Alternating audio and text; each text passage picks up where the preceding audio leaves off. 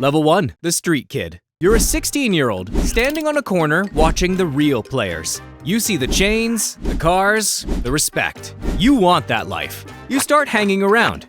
You carry bags, you fetch food from the corner store, you hold someone's phone while they handle business. The older guys barely look at you. To them, you're free labor. You are a test. They're watching to see if you can follow orders and keep your mouth shut. You're hungry, tired, and invisible. But you don't complain.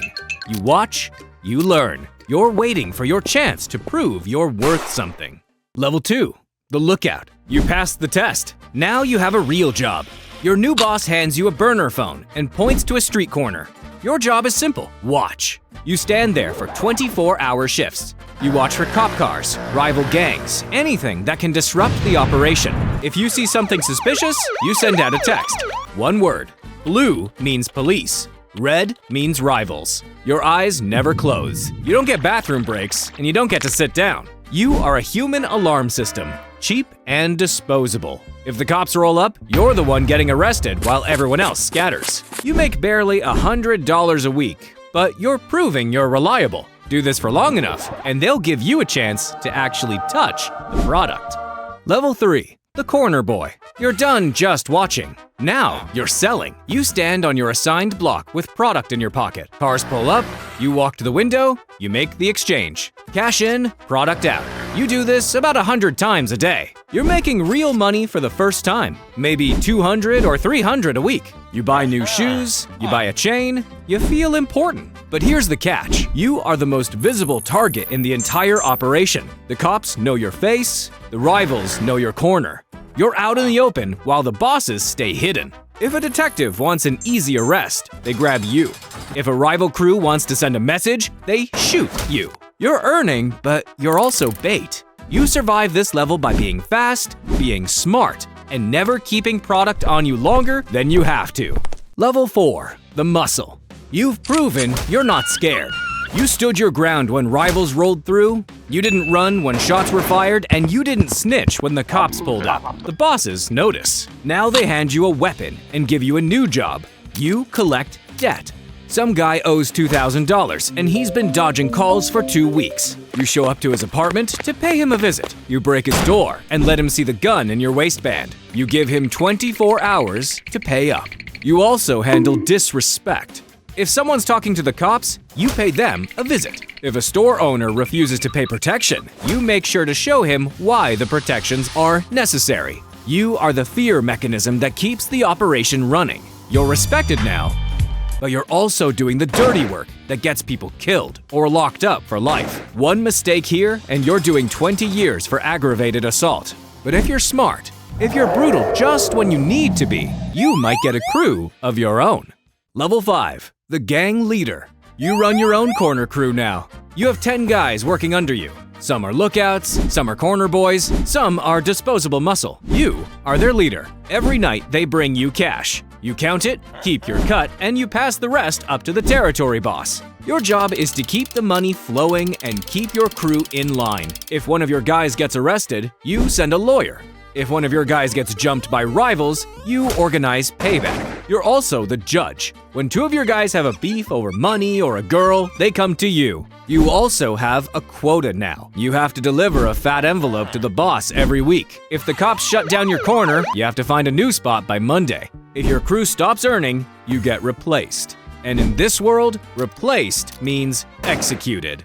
Level 6. The Enforcer Chief. You've proven you have a stomach for violence and a mind for tactics.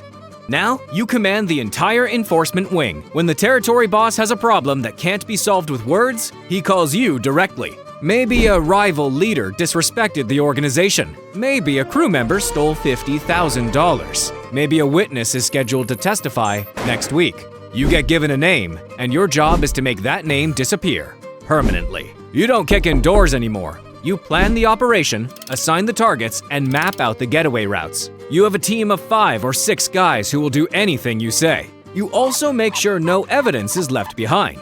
You know which junkyards will crush a car with no questions. You know which construction sites are pouring concrete on Tuesday morning. You are the most feared person in the organization. Even your own people are scared of you. You are essential. But you are also lonely. The gang needs you, but they don't want to be your friend. Level 7. The Territory Boss. You control the entire neighborhood now. It's 10 square blocks in the south side of New York. You have 3 or 4 crews working under you. Each crew has a lieutenant who reports to you. They bring you envelopes every week. You keep your percentage and pass the rest up to the regional commander. You're overseeing multiple revenue streams. Corner sales, illegal gambling, stolen goods. You're pulling in $100,000 a month. You drive a Porsche, you wear a Rolex, you're somebody important now. But you're also a target. Rival gangs want your territory, money, and women. The cops have a file on you. Your face is in every police station. Your most important job now is to defend the empire you've built. You have to protect your territory. When rivals try to move in, you send the enforcer chief and his team to remind everyone who runs this neighborhood. You're a warlord now, but you're still answering to someone higher. Level 8. The Regional Commander. You control the entire city now. You have 5 territory bosses reporting to you. Each one controls their own neighborhood. Each one brings you a massive envelope every week. You're managing hundreds of soldiers and millions in monthly revenue. You don't stand on corners anymore. You meet in restaurants, office buildings, places that look legitimate. You're a general. Your job is strategy. When the underboss wants to expand into new territory, you're the one who plans the takeover. You decide which crews to send. You decide when to negotiate and when to go to war. You also handle problems. If one of your territory bosses is skimming the profits, you're the one who investigates. If the cops are putting too much heat on one neighborhood, you're the one who shifts operations. You're powerful, but you're also exposed. The feds know your name. They have wiretaps on your phones. They follow you on your walks, whilst you're driving, and even when you go out for dinner. One wrong move, and you're facing life behind bars.